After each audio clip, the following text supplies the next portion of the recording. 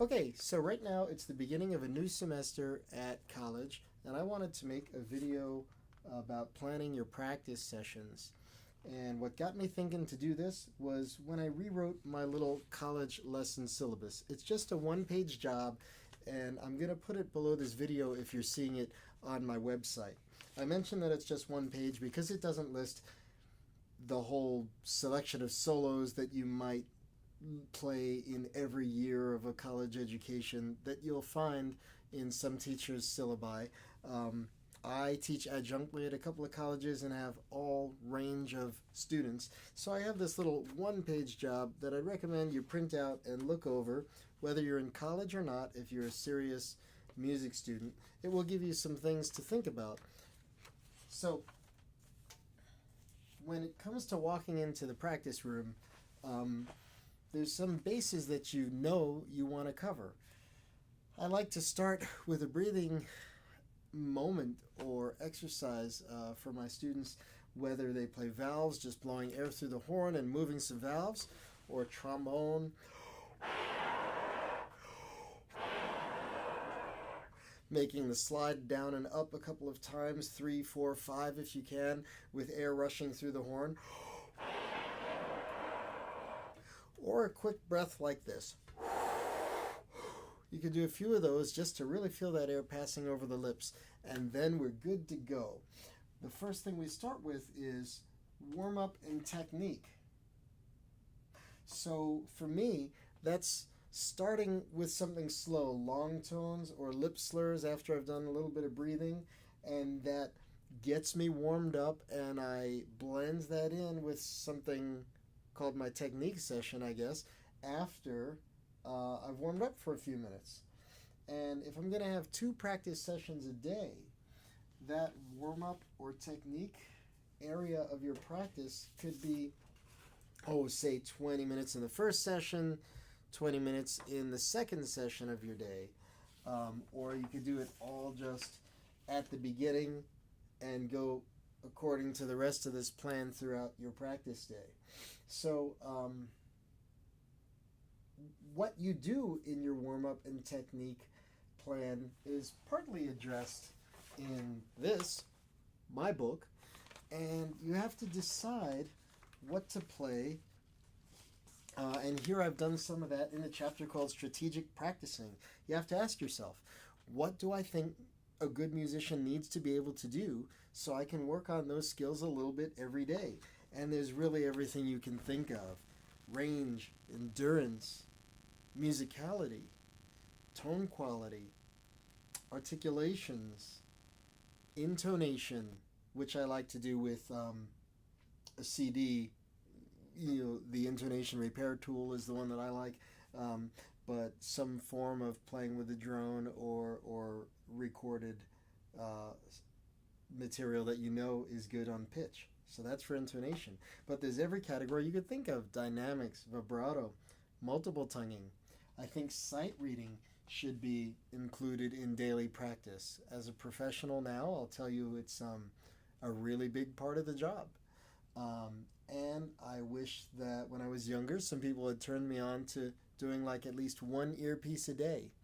If I could play Twinkle Little Star from any starting note, then I'm working my ear, or something a little harder like Happy Birthday from some random starting note. You can also combine working on your earpieces with range work, because you don't always realize how high you're playing once you get working on the earpiece going. So those are just some ideas of what to include in your warm-up and technique routine. And you would use pattern books like the Arbans, and there's too many to name. A lot of wonderful books out there for all different instruments that aren't the most musical things in the world, but they get the weightlifting portion of your practice going.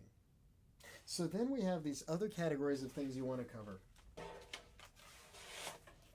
Etudes, little study pieces. I like to have for my students 1 legato and 1 non-legato etude each week.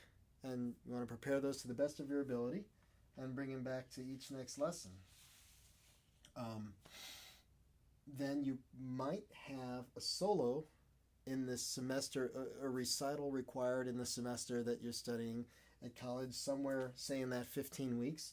So you have now 20 minutes of warm-up and technique in one practice session, and could be 20 to 40 more minutes working on the two etudes. And then in your other practice session of the day, you might have your 20 minutes of warm-up and technique, and then another 20 to 40 minutes on that solo. So now you can see we easily have 2 sessions of 1 hour each of practice. And we haven't even included other categories. Scales. You should probably at least know your majors and 3 forms of minor at the college level, and hopefully sooner. So if you don't have those down, they should be in there as well. If you're taking the orchestral path and going to audition someday, orchestral excerpts has to be part of your daily sessions. And then we have our ensemble music. We have responsibilities to the groups that we're playing in for school or wherever you play in groups with other people. So now, if you walked into your practice room and you didn't have a plan, or you open your case and you have that syndrome where you just don't know what to do next, you can see where, man, there's not enough time in the day and there's so much to do. So it can help.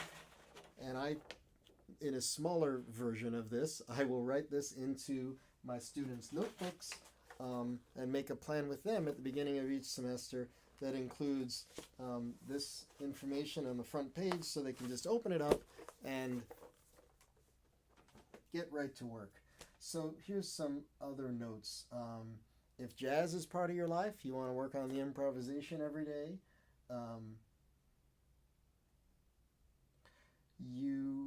I was thinking college students when I started this little talk, but of course if you have only, if you're in middle school or early high school or just wanting to practice, and this was a good video for you to help you make a plan, you would scale this down.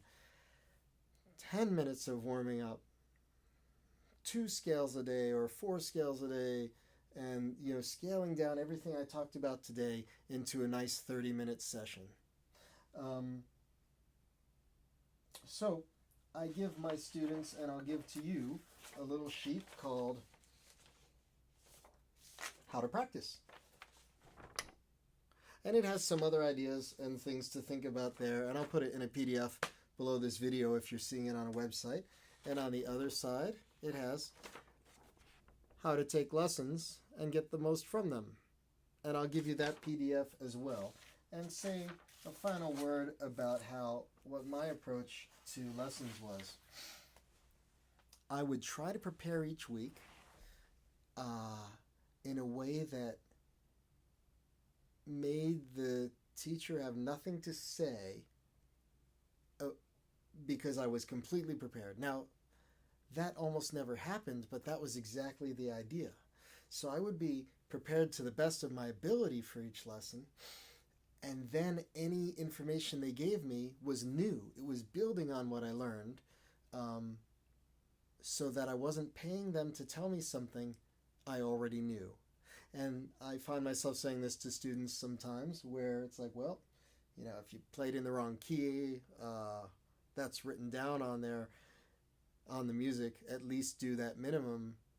If you're playing the wrong rhythm, that's written down. That's, at least achieve that minimum, because then if you don't, you're paying me to tell you things you already could have known.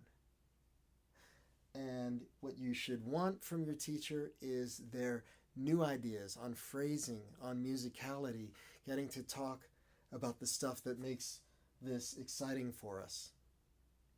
So I made another video earlier tonight. If you're watching this one all the way to the end, you might be interested in, and that is the video called What I'm Practicing Now, or something like that. And you might appreciate that if you're a trombone player or a bass clef reader, because of the book that I linked that video to. Anyway, I hope this was useful for your practice planning, and let's get to work.